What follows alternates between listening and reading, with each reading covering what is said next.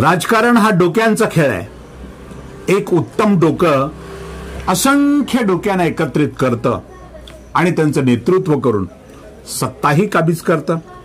केवळ सत्ताच काबीज करत नाही तर आपला दीर्घकालीन स्वार्थ सुद्धा यशस्वी पद्धतीनं साध्य करतं.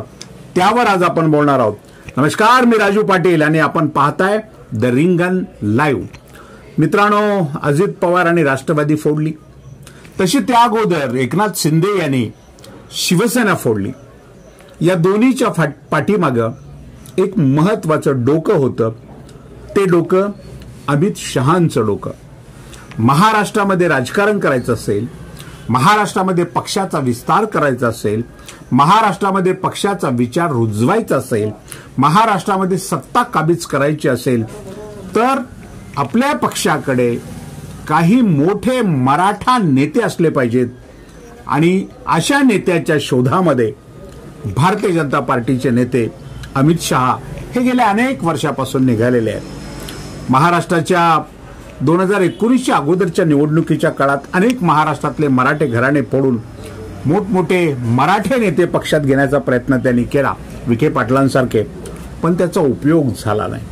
पुन्हा शिवसेना फोडून एकनाथ शिंदेसारखा एक मराठा नेता त्यांनी भारतीय जनता पार्टीमध्ये जरूर घेतला, पण त्याचाही उपयोग झाला नाही. त्यानंतरचा जो प्रयोग होता तो होता अजित पवारांचा. आणि अजित पवारांना राष्ट्रवादीतून फोडून त्यांनी भारतीय जनता पार्टी सोबत आज सरकारमध्ये घेतलं असलं तरी भविष्यामध्ये हेच अजित पवार, महाराष्ट्राचे आजचे मुख्यमंत्री, हे भारतीय जनता पार्टीमध्ये प्रवेश करतील आणि महाराष्ट्राचं भविष्यामध्ये भारतीय जनता पार्टीचं नेतृत्व करतील.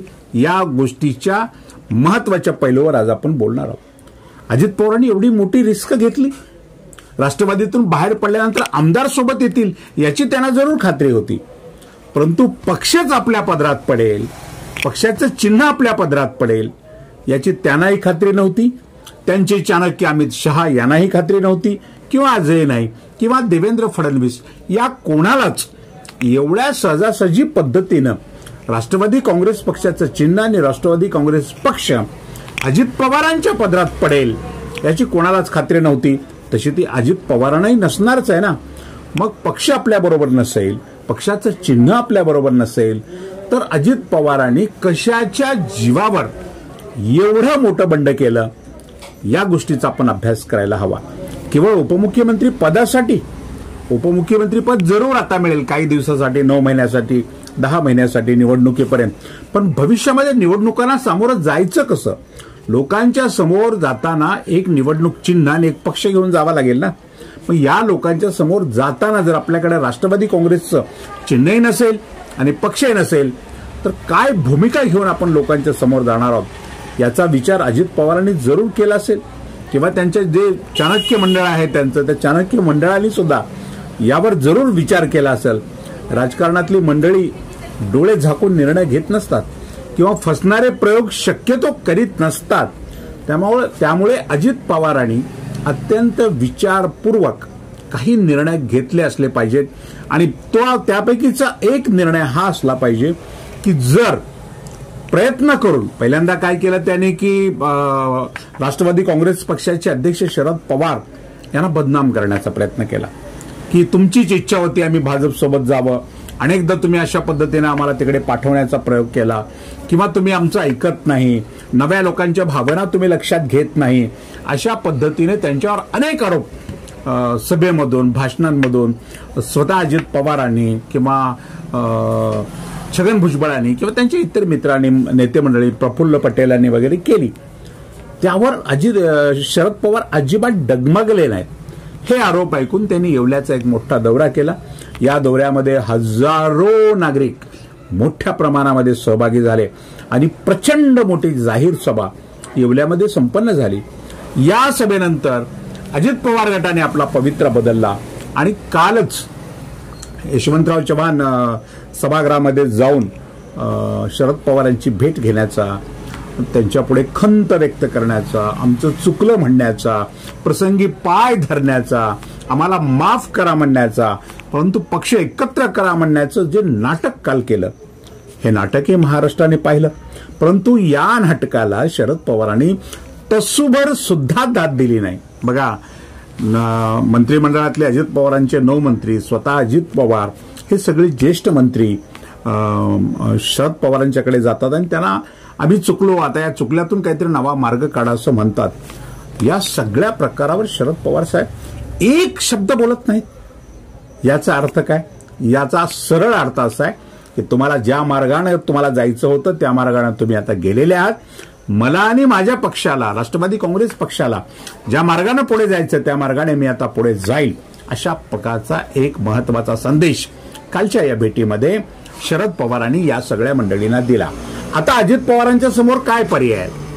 अजित पवार काही दिवस निवडणूक आयोगाकडे, केंद्रीय निवडणूक आयोगाकडे किंवा कोर्टात सुद्धा या प्रकरणाच्यासाठी लढतील की पक्ष मला मिळावा, चिन्ह मला मिळावं. परंतु शरद पवार हयात आहेत आणि अत्यंत मजबूत नेते आहेत, अत्यंत अभ्यास करून प्रत्येक गोष्ट करणारे नेते आहेत. त्यामुळे यांच्या पदरामध्ये सहजासहजी शिवसेना जशी सहज एकनाथ शिंदेच्या पदरात पडली तशी राष्ट्रवादी काँग्रेस नक्कीच पडणार नाही. मग पुढे काय? याला पर्याय तर शेवटी यांना काय असणार आहे? यांना सरळ सरळ अजित पवारांना आणि त्यांच्या गटाला हा पर्याय असणार आहे की सगळ्या आमदारासह त्यांनी भारतीय जनता पार्टीमध्ये प्रवेश करायचा, भारतीय जनता पार्टीचं नेतृत्व करायचं, भारतीय जनता पार्टीच्या कमळ या चिन्हावर त्यांनी निवडणूक लढवायची आणि महाराष्ट्राचं राजकारण करायचं. अमित शहा बरोबर जेव्हा यांच्या गुप्त बैठका झाल्या अजित पवारांच्या आणि अमित शहाच्या, त्या बैठकीत हेच ठरलं असलं पाहिजे की तुम्हाला जर चिन्ह नाही मिळालं, तुम्हाला जर पक्ष नाही मिळाला तर थेट तुम्ही महाराष्ट्रामध्ये भारतीय जनता पार्टीमध्ये प्रवेश करा आणि तुम्ही प्रवेश केल्यानंतर महाराष्ट्राचं नेतृत्व आम्ही आपल्याकडे देतोय. आपण जिंकून आलात तर महाराष्ट्राचे मुख्यमंत्री व्हा, नाही जिंकलात तर महाराष्ट्राच्या भारतीय जनता पार्टीचं नेतृत्व करा. अशा पद्धतीची चर्चा निश्चितपणे दिल्लीत झाली असली पाहिजे आणि तेव्हाच अजित पवारांनी अशा पद्धतीची रिस्क, एक महत्वाची रिस्क या राजकारणामध्ये किंवा राष्ट्रवादी काँग्रेस फोडण्याच्या राजकारणामध्ये घेतली असली पाहिजे. मी जेव्हा आपल्याला बोलतोय की अजित पवार महाराष्ट्राचं नेतृत्व करतील भारतीय जनता पार्टीचं किंवा मुख्यमंत्री होतील भारतीय जनता पार्टीचे किंवा भारतीय जनता पार्टीमध्ये त्यांच्या गटासह प्रवेश करतील, तेव्हा तुमच्या मनामध्ये एक प्रश्न निर्माण होईल की देवेंद्र फडणवीसांचं करायचं काय? महाराष्ट्राच्याच नव्हे तर देशाच्या भारतीय जनता पार्टीला पडलेला हा प्रश्न आहे की महाराष्ट्रामध्ये जर राजकारण करायचं असेल तर चेहरा बदलला पाहिजे आणि देवेंद्र फडणवीसांचा चेहरा जोपर्यंत महाराष्ट्राच्या राजकारणातून बाजूला केला जात नाही तोपर्यंत महाराष्ट्रातल्या भारतीय जनता पार्टीला ज्या पद्धतीचं स्वतंत्रपणे यश अपेक्षित आहे त्या पद्धतीचं यश येणार नाही. त्यामुळे देवेंद्र फडणवीसांना केंद्र सरकारमध्ये मंत्री करतील किंवा केंद्रीय स्तरावर पक्षाची एखादी मोठी जबाबदारी देतील किंवा त्याही पुढे जाऊन एखाद्या चांगल्या ठिकाणी त्यांना राज्यपाल म्हणून सुद्धा बसवतील, प्रस्थापित करतील. त्यांना देवेंद्र फडणवीसांचं पुनर्वसन कसं करायचं हा विषय भारतीय जनता पार्टीच्या केंद्रीय नेत्यांच्या डोक्यात जरूर आहे. परंतु महाराष्ट्रामध्ये एक मजबूत मराठा नेता शोधून या नेत्यांच्या हातामध्ये भारतीय जनता पार्टीची सूत्र द्यायची असा विचार मात्र गेली अनेक महिने, अनेक वर्ष भारतीय जनता पार्टीचं शीर्ष नेतृत्व करत आहे आणि आता त्यांच्या हाताला यश आलेलं आहे. अजित पवारांसारखा एक नेता भारतीय जनता पार्टीच्या चांगला गळाला लागलेला नेता आहे. त्यामुळं अजित पवारांनाही पर्याय नाही, कारण आपल्याला त्यांचं घड्याळ हे चिन्ह मिळणार नाही आणि पक्ष मिळणार नसेल तर भारतीय जनता पार्टीमध्ये थेट प्रवेश केल्याशिवाय त्यांनाही राजकारणामध्ये पर्याय उरणार नाही किंवा उरलेला नाही. आणि समजा आता ते सध्या सरकारमध्ये सहभागी झालेत, उद्या पक्षामध्ये सहभागी झाल्यानं वेगळा काही फरक त्यांच्यावर पडणार आहे का? आज सरकारमध्ये सहभागी होताना अजित पवारांनी आपला पुरोगामी विचार जो आतापर्यंत त्यांच्या पक्षाचा होता हा गुंडाळून ठेवलाच आहे. गुंडाळून ठेवला काय आणि सरळ तो फेकूनच दिला काय? काही फरक राजकारणामध्ये पडणार आहे का? देशाच्या राजकारणात अनेक गोष्टी अशा घडलेल्या आहेत. त्यामुळे भविष्यामध्ये अजित पवार हे थेट भारतीय जनता पार्टीमध्ये प्रवेश करतील आणि भारतीय जनता पार्टीचं नेतृत्व करतील.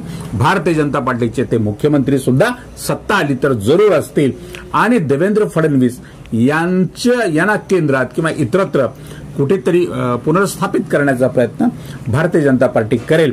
असं एकूण राजकारणाचा किंवा या घटनांचा अभ्यास केल्यानंतर आपल्यासमोर अशा पद्धतीची नवी समीकरणं येतात.